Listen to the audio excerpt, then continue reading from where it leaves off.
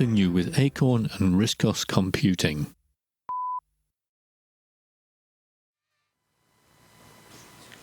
Lighting effects are go. That's quite a bright light over there. Good afternoon, everybody. It's somehow got past 12 o'clock already. For those who don't know me, I'm Andrew Rawnsley of RComp. And today, unlike many shows, I'm just doing the RComp and RComp Interactive talk, because you've already heard from Richard Brown about RISCOS developments. So that's quite a novel experience for me at shows. So lots of time to focus on what we do as RComp and RComp Interactive. I thought we'd start primarily on the software releases. I know that a lot of the business tends to be focused on our hardware products, and there are some really exciting things to show you on the hardware later on in the talk, but I thought we'd look at the software stuff first and then move on to the hardware once we've done the software. So basically, I think probably 4 new software releases for the show. We've done a new NetFetch upgrade with latest SSL support for RISCOS 5.3, and compatibility with the beta versions of NetSurf.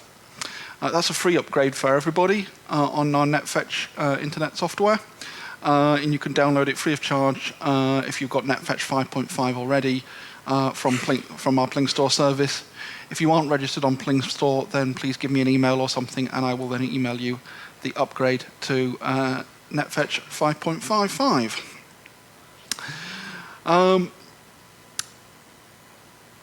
The other small update that we've done, small but jolly useful update that we've done this year is a new version of our Uniprint printing software. For those unfamiliar with Uniprint, Uniprint allows you to print from either virtual Acorn or from a real RISCOS computer, native RISCOS computer, to a PC or a Linux system, or what I've had it running on a Mac with Wine. I've had it running on Linux, and I've had it running on Windows. So you can run it on a variety of things. And basically it allows you to print over a network or over virtual Acorn, so that you can print to any printer at all, irrespective of what its capabilities are. We're launching version 4.5 at the show. At the moment you'll get 4.11 because 4.5 is still cooking. The feature that you'll get right now is support for RISCOS 5.30. We did need to do an update to support the new version of RISCOS, so that's included in what you'll get today. And then for the actual 4.50 main update, we are basically revamping the program and improving its network handling with a specific focus on the modern versions of Windows that are now available, sort of Windows 10, Windows 11. And making sure to have good support for those operating systems. It works. It does work quite happily on Windows 10 and 11 because that's what I'm running on my RISCube. But originally the Uniprint protocol was designed around sort of Windows 98 and sort of Windows 2000, Windows XP. Things have moved on a bit since then, and we've decided to do a pass over it and sort of revamp, refine things, and just make things work better for modern hardware. So that's the focus of version 4.5. The upgrade is £25, and as I say, you'll get the 5.30 support today so that you can continue using Uniprint on the nice, shiny new version of RISCOS, and then the additional new functionality will follow in the coming months. Moving on from Uniprint, major software release for the show is version 2 of our genealogy software, DPG. This is quite a significant update, and I have a sort of PDF-based presentation which should be visible on the thing. The genealogy software basically comes in 2 parts. There's genealogy and genealogy records, and every so often we do an update to each part. Genealogy is the bit that does all the family trees and manages your actual sort of who's married to whom, what children did they have, and all that kind of thing. And then the second half is genealogy records, which is basically recording the reams of source material that you get when doing family history, births, marriages, deaths, all the bits of paper and things that you accumulate en masse doing family history goes into DPG records. So this is basically a version 2 of DP genealogy. You do not need data power, by the way, to use the program. It simply uses a data power engine to power the database, and that's why it's called data power genealogy. But we tend to just call it genealogy because people get confused otherwise. Headline features of version 2 are, I think it's at least 6, if not 7 new kinds of charts have been added. So on top of the sort of regular ancestor charts, you can now do things like hourglass charts where you have a person in the middle and it shows you that the people that came before them above and after them below, and it sort of spreads it out like an hourglass. And various different sort of vertical sideways. Essentially multiple different types of new charts, each available in multiple different styles for a combination of, well, a lot of new charting facilities.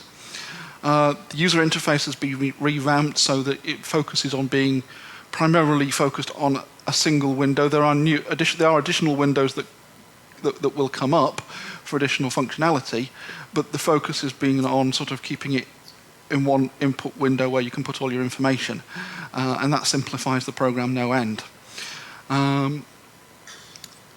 There's a color coding system being introduced to try and make things clearer, and as it says, new menus, icons, shortcuts to improve navigation. You can basically do everything from the keyboard without having to click on things if you so wish.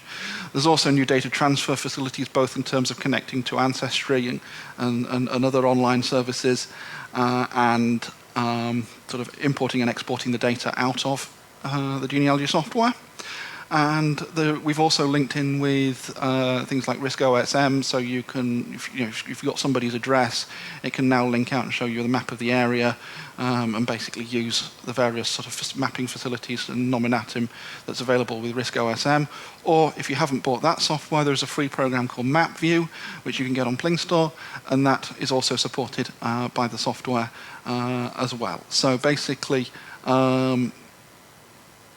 it's now online enabled in pretty much every way it could be.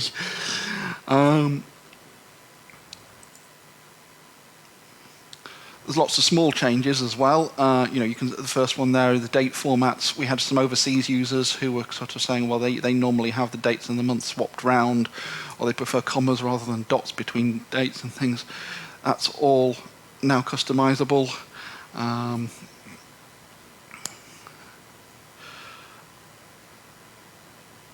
And there's a brand new 96-page manual to go with it, plus lots of little changes. I won't go through absolutely everything, but you can see the basic look and feel of the program. Data can be entered directly on the main screen, which is shown on the right, or you can bring up an individual person view by clicking the appropriate button on the toolbar and enter your details directly into there. By keeping it a single window, it keeps the focus in one place and makes it easier to navigate around. And then if you need to have sort of context-sensitive pop-up secondary boxes appear, then they pop up as necessary, and as I say, all color-coded.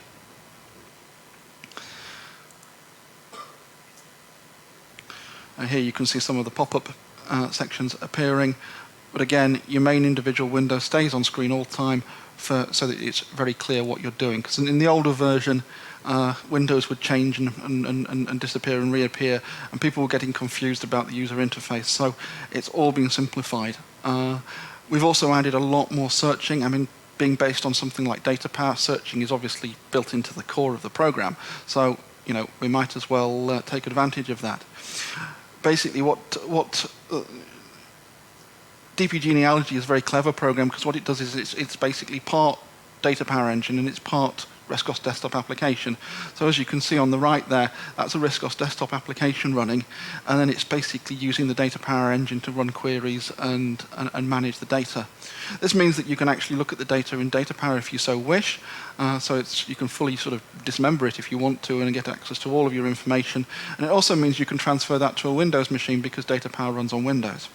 But of course, if you're running on WROCC with the data power genealogy software, you get all the WROCC front-end elements as well, which obviously make it nice and friendly and easy to use. course, it links into the records program, and if you buy the CD version, you get the records version on the CD, and data transfers effectively seamlessly between records and the main genealogy application.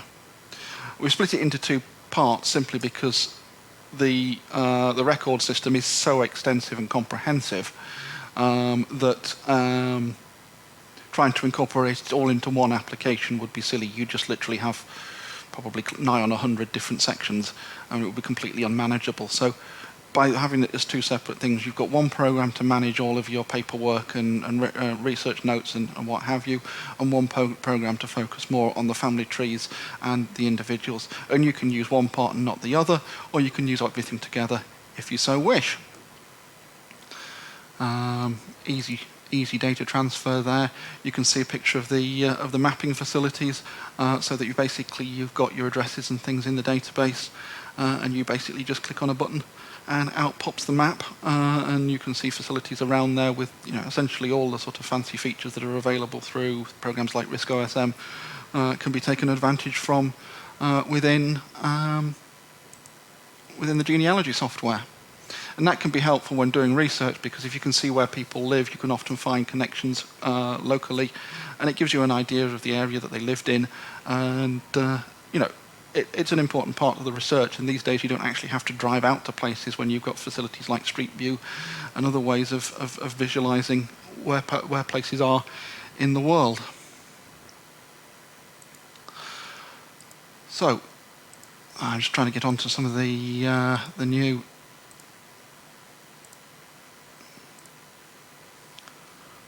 Hoping we're going to get some screenshots of the chart types, because people like to see the charts. But, sorry, I've gone backwards. Here we are. So basically, all sorts of different types of charts that you can plot in color, black and white, 3D, not 3D, vertical, top down, hourglass, left, right, you name it. It can plot them. And then you can print them out, or save them as draw files, or whatever you want to do. You can make your charts with the genealogy software, descendant trees there, and different highlighting options. So basically, new version. The upgrade is 20 quid, or you can buy on CD with the record software for 49. Yeah, significant update, and if you've got any interest in family history, I'd strongly recommend checking out that software. We've also had a new games release at the show, which is Heretic. We did Hexen for the Southwest show, which is its sort of companion piece. I'll show you them both. They are very similar.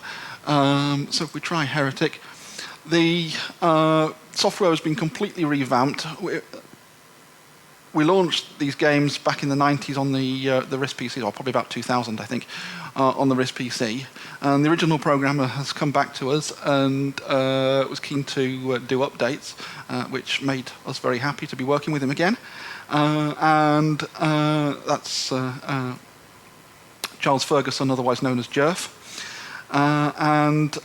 So he's been revamping them, making them compatible with modern 32-bit RISC-OS computers, large color depth, so you can run in 32-bit color at up to 8K resolution, would you believe? And yes, we have tried it.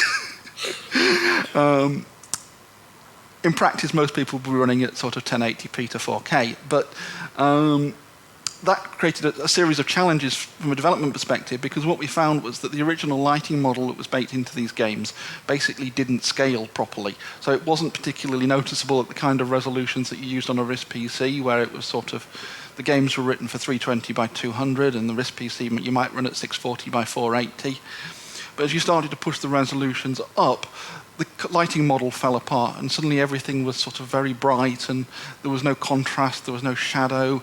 It was all sort of, I'm not going to say washed out, but it just didn't look. I mean, these are moody games, and it was like you were playing a cartoon version of them.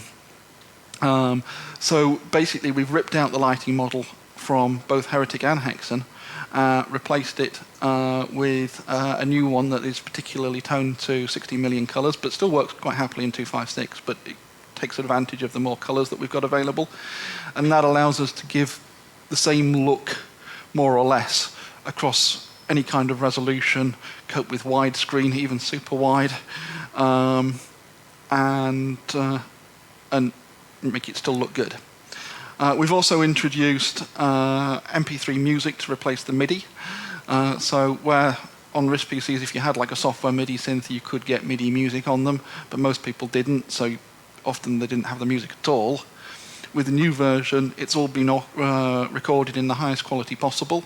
So essentially you've got something that sounded better than the original, essentially, because we're able to use modern instrumentation and large numbers of polyphony and reverb and all the techniques that are available in modern audio software to enhance the sound and look of the game.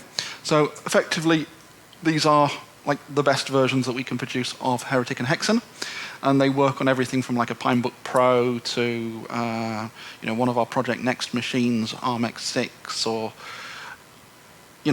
Raspberry Pi, obviously, Virtual Acorn, RPCM, you name it, it will work on any of them, and basically adjust its capabilities to fit. So if we look at the resolution, this is currently set to run at 720p, but you can see I can run up to 2560 by 1440 there in 16 million colors, or in 256 on this particular machine I can run up to 4K.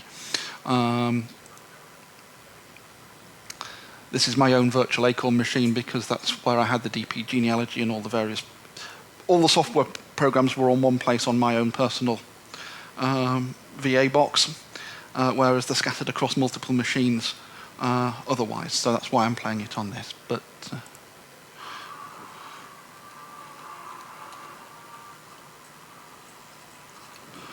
we can change the gamma.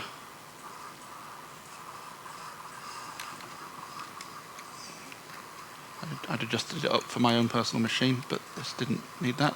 So you can see we can run around and shoot things and just... basically, Heretic is a first-person game. It's a fantasy game, whereas something like Doom is sort of space people. Heretic is sort of fantasy monsters. And what's unique about Heretic is that it has compared to something like Doom, is that you have an inventory across the bottom, and that allows you to choose when and where you use items. So that's a health potion that I picked up.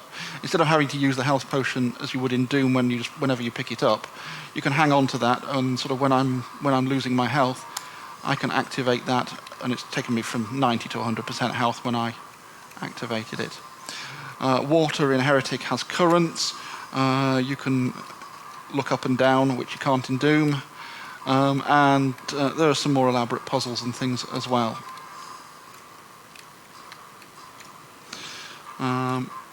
As you can tell, it runs beautifully smoothly, even at high resolutions, and it's a lot of fun. So that's Heretic. Hexen, which we launched at the Southwest show, basically the same level of revamp. Again, new widescreen support. That's more significant in Hexen because whereas in Heretic everything is focused around a weapon coming out the bottom of the screen, in Hexen things happen from all sides of the screen. That looks like the 256 color version. I think we want to be playing in the 16 million version.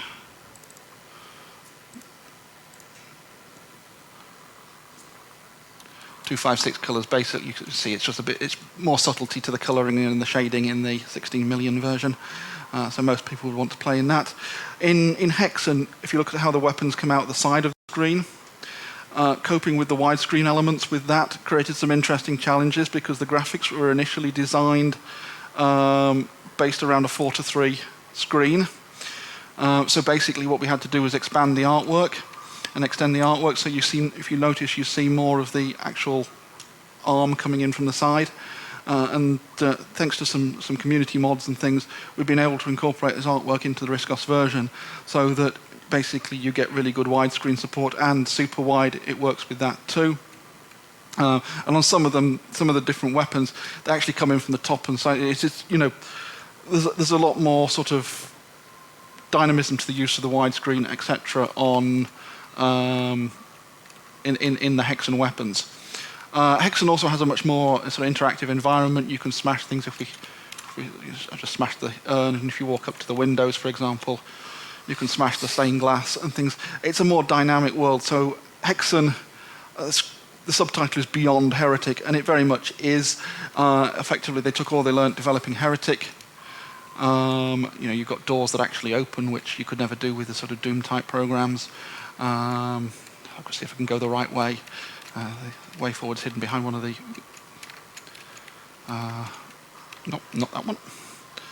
One of these stained glass windows hides the passageway that we need to go. There we are. We press the button.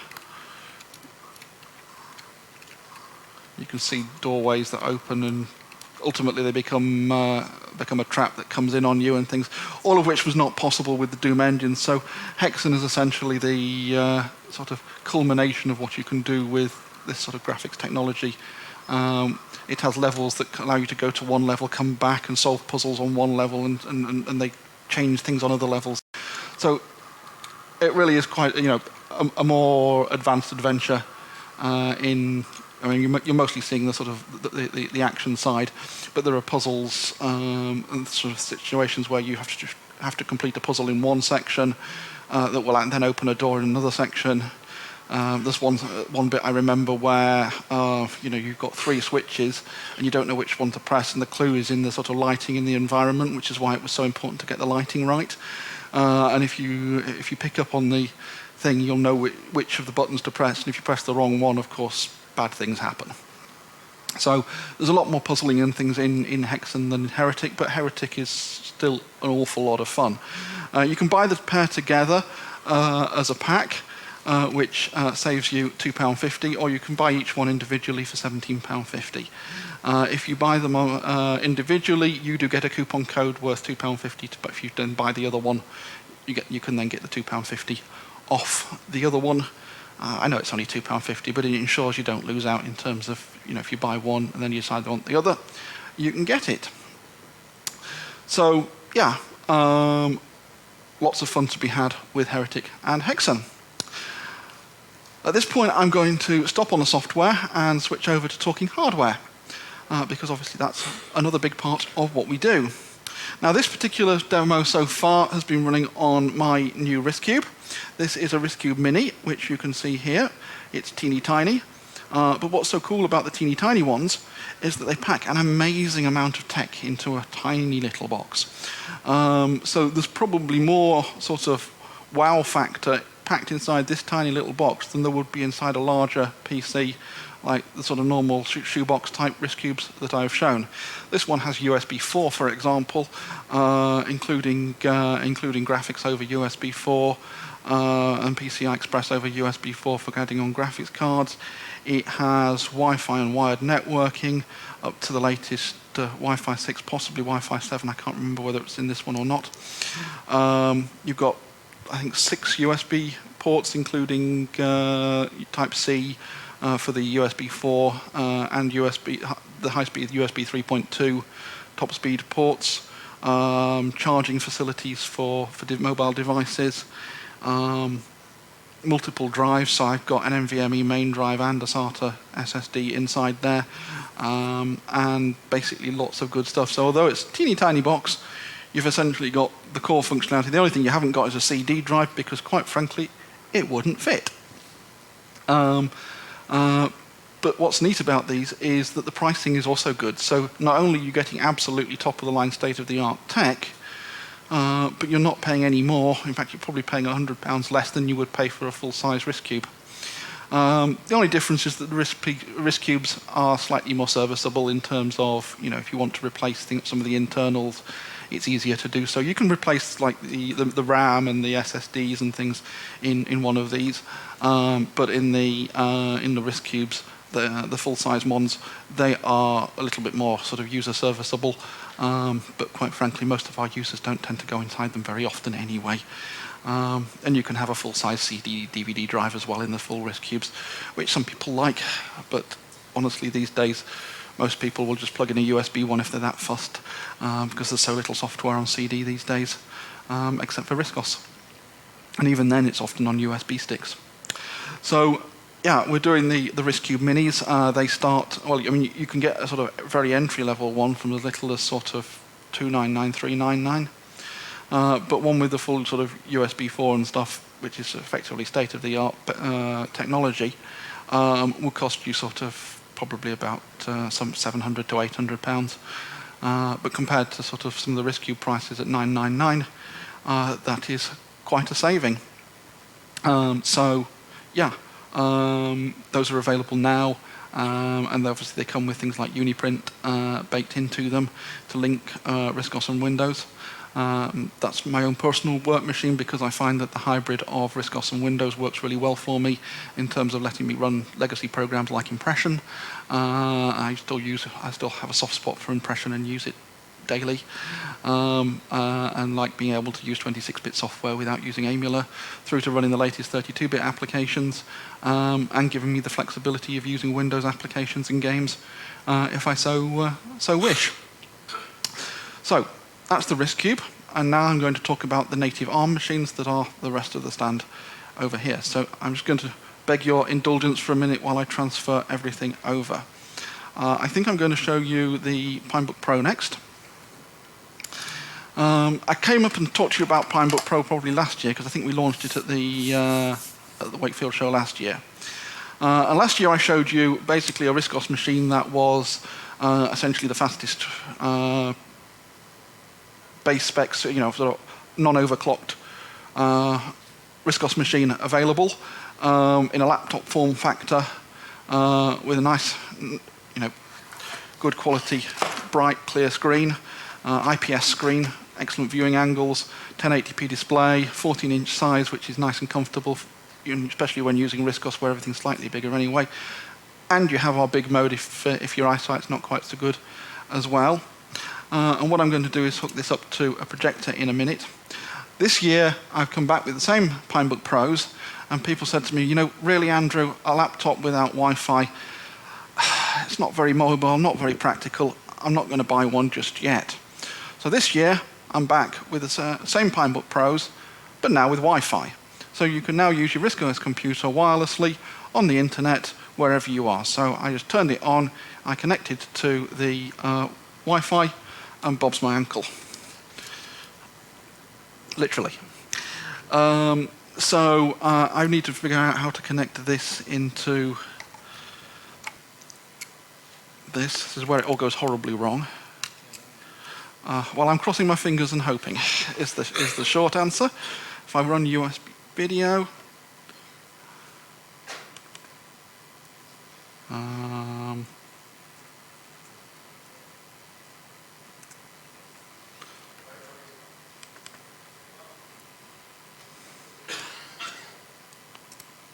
okay, that has not worked, so I'm going to need to reboot. This is where.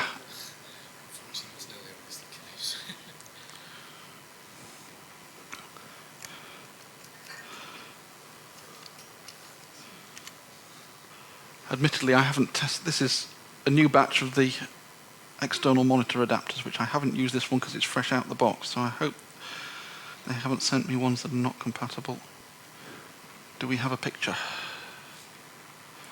It looks like we do. At least on this monitor. So it should. I'm seeing a picture here. So bingo. Right, this is going to be weird using this laptop on that monitor to there, but I should have gone to Specsavers. Okay, so essentially two major new features for Pinebook Pro this year: Wi-Fi and NVMe. We'll be talking more about NVMe in a minute because that's at the heart of pretty much everything else I'm going to be showing you. So we'll start with Wi-Fi because, you know, it's a laptop, Wi-Fi helps. We're using the RISC-OS Development's Wi-Fi technology, which has been made available to everybody this weekend free of charge. You can download the software from RISC-OS Development to run on your Pi, and it also works on a Pinebook Pro. We have got a chargeable beta program running, which basically gives you the NVMe and the Wi-Fi, sort of basically the operating system elements of the Wi-Fi. But ultimately, those will be free to everybody as well. So we are currently joining, which I think is trying to join to the hotel Wi-Fi. I don't know why that's doing that. What happens if I click there?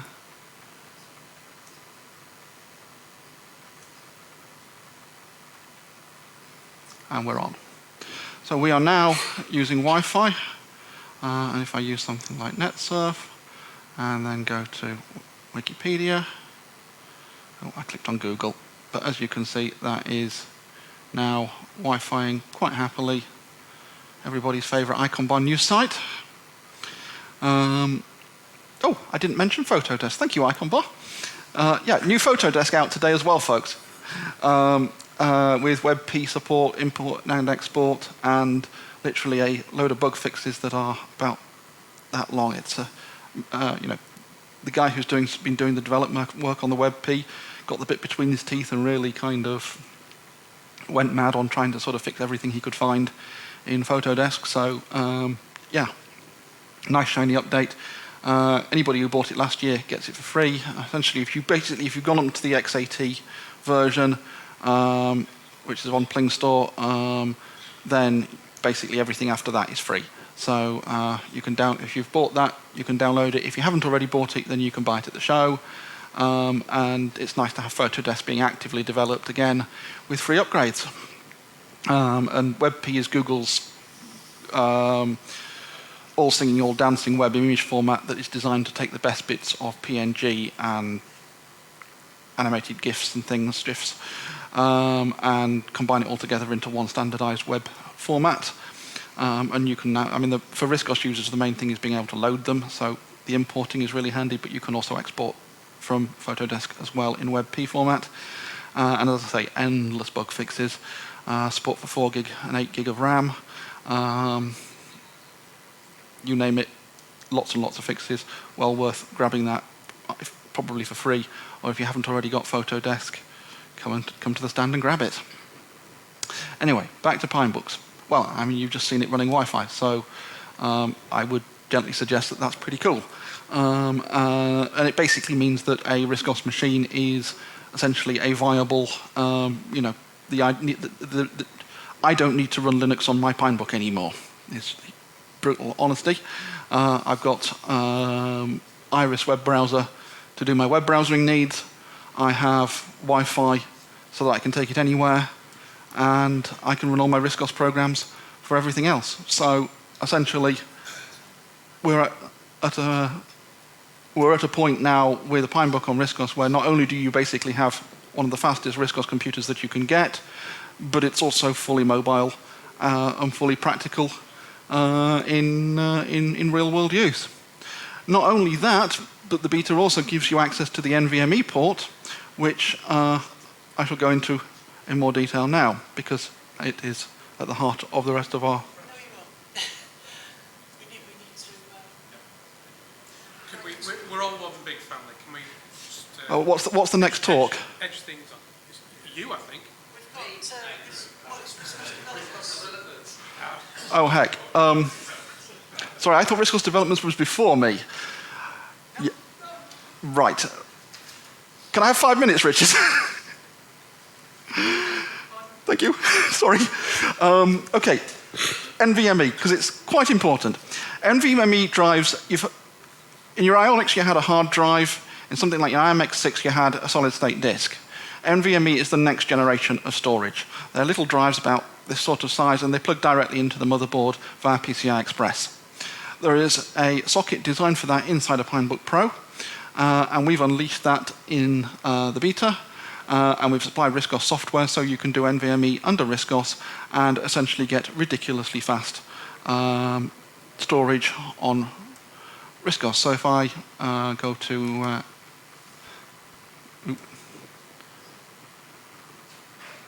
have I killed it? This is the problem with going out through a USB adapter. I think I've probably killed it. Drat. The USB adapter does not like things printing stuff to the screen, and it prints a loading message. I think I've killed it. Okay.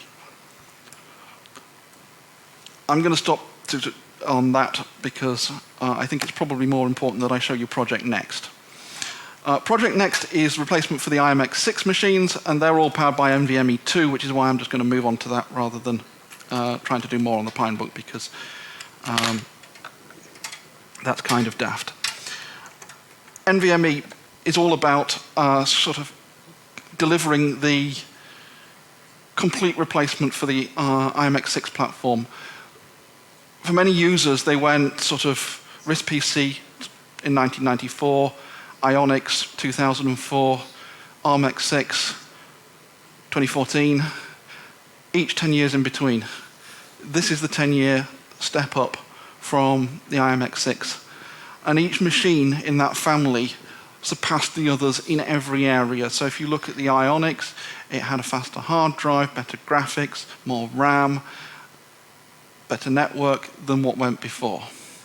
If you look at the ARMX6, big step up in processing performance, up to 4K graphics, faster network, SATA storage.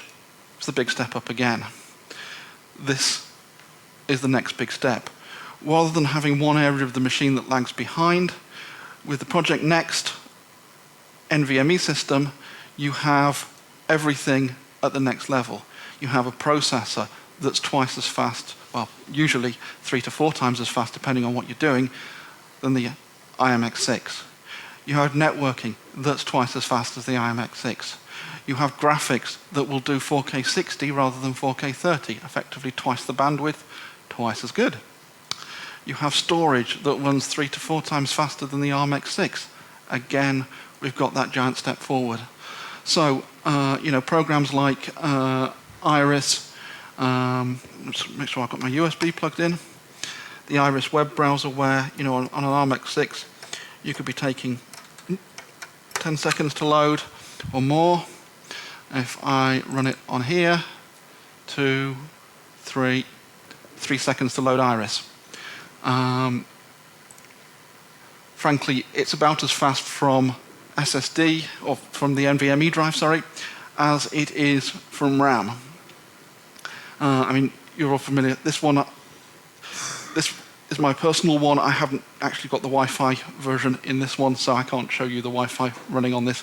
But effectively, NVMe provides that additional high-speed storage. And because we're ARComp, we decided that if we were going to do NVMe, we were going to do it properly, which means we've actually built a low-level technology called block devices, which runs in 64-bit aware mode, which allows for drives of more or less any physical capacity at a low level. Admittedly, RISC-OS filing system is more limited than that in a practical level, but fundamentally it's built on an architecture that can handle it. But it also works on blocks like any other modern operating system would do, which means that it's extensible, and it means you can bolt technologies like RAID or iSCSI, partitioning, you name it, in a way that can work across multiple devices on multiple different filing systems without having to reinvent the wheel. So essentially, we've built a next generation architecture for a next generation project, hence Project Next. So where you might think, oh, it's NVMe, I'm saying no. It's an entire next generation storage platform that we're launching now. Well, we actually launched it at the Southwest show, but it's available now, and it's at the heart of our next generation Project Next computers. There's the white one, the Hydra that we launched last year, now with multiple NVMe drives, and the silver low-cost version as well. So I'm going to stop there. Sorry, Richard. More will stand if you can